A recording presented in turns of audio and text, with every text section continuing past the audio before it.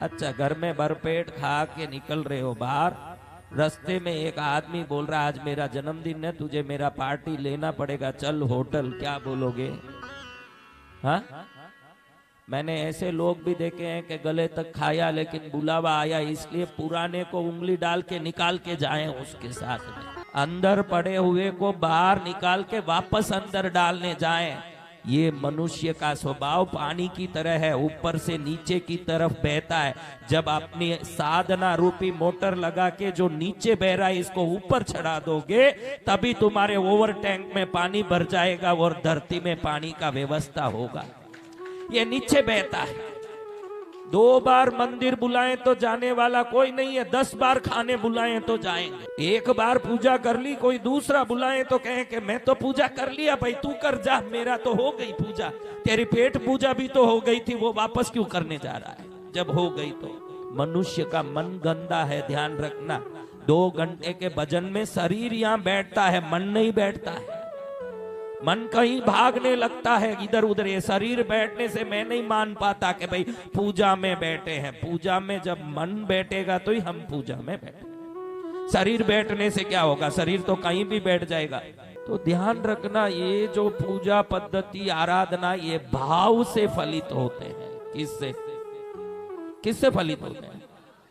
आपका एग्जाम में तो क्या है, आपने जो पढ़ा जो लिखा उसको मार्क मिल गया, या मार्क आपके लिखे पढ़े का नहीं मिलता है, आपके अंदर की भक्ति का मिलता है। सब लोग समान रूप से बैठे हैं। कल वो महाराज ने बताया कि इतने लोग कथा सुन रहे थे, एक चले गए मोक्ष में, बाकी बैठे ही रह गए। क्या बैठे ही रह गए? क्या कारण? बैठने से नहीं मिलता है, अंदर बैठाने से मिलता है। बैठने से कुछ नहीं मिलता, अंदर बैठा होगे तब मिलेगा। कितना बड़ा दिन है, पूरी दुनिया आज प्रभु का जन्म उत्सव मना रहा है। कितना बड़ा दिन है। देखो, हम किसी की महिमा नहीं जान पाते।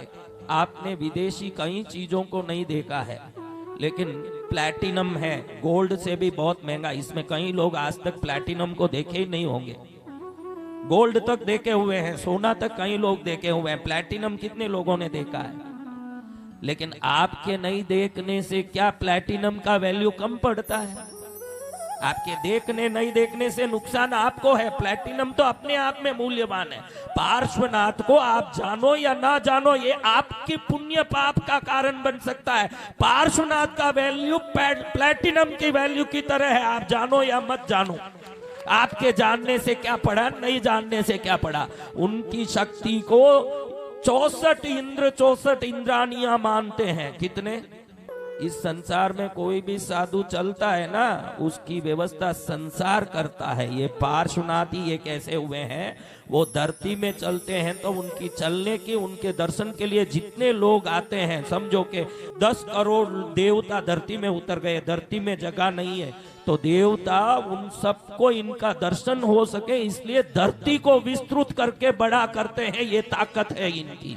इनकी सेवा में आने वाले देवता इनकी व्यवस्था करते हैं। धरती में आज तक जितने साधु हुए उनकी सेवा मनुष्यों ने की, और जितने साधु हुए उनकी व्यवस्था मनुष्यों ने की।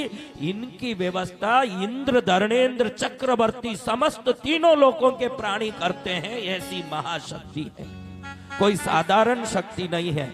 जिस शक्ति का नमन करें, आपने दुर्गा सप्तशती का पाठ किया हो, सप्तशती के पाठ के अध्यायों में पद्मावती आती है। दुर्गा सप्तशती में नागाधीश्वर विष्टराम फणिपनोत्तम सुरत्नावलिम बास्वत देहलताम दिवाकर निभाम नेत्रत्रयोद्भासिताम। 3 आंख वाली, सर पर फण धारण करने वाली दुर्गा स्वरूपिणी पद्मावती भैरवांक निलयाम पद्मावतीम चिंतयत। भैरव पद्मावती कल्प लिखते समय मल्लिसेन आचार्य ने सोचा कि अगर ये भैरव के कंधे पर बैठ के सवार होती है तो इसके साधना का पुस्तक का नाम मैं भैरव पद्मावती कल्प रखूंगा। भैरव पद्मावती कल्प रखने का कारण था कि ये पद्मावती जब भी कहीं जाती है तो भैरव के कंधे पर अपने दोनों पैर डालती है और भैरव उन पैरों को पकड़ करके चलते हैं कि मां मेरे साथ चल। तो ऐसी पद्मावती जो स्वयं दुर्गा रूपिणी है, जिसके 108 हाथ है, 216 उसके अस्त्र शस्त्र हैं और 108 आंख है, विश्व की सर्वप्रथम ऐसी देवी जिसके 108 आंख है, वो चरण में झुक के वंदन करती है अगर किसी को, तो वो मात्र पार्श्वनाथ को वंदन करती है। स्वयं दुर्गा जिनके चरण में नतमस्तक हो जाती हो, उनकी पूजा करने से तो सभी देवता प्रसन्न हो जाएं। कितने देवता हैं दुनिया में? हाँ, 33 प्रकार के देवता। एक एक प्रकार में सिर्फ महालक्ष्मी, एक लक्ष्मी, देखो आपके घर में कैलेंडर में लक्ष्मी टंग रही है, आप सोचो कि लक्ष्मी है, उस लक्ष्मी के 1,20,50,120 देवता सेवा करते हैं। कितने? बोलो वापस।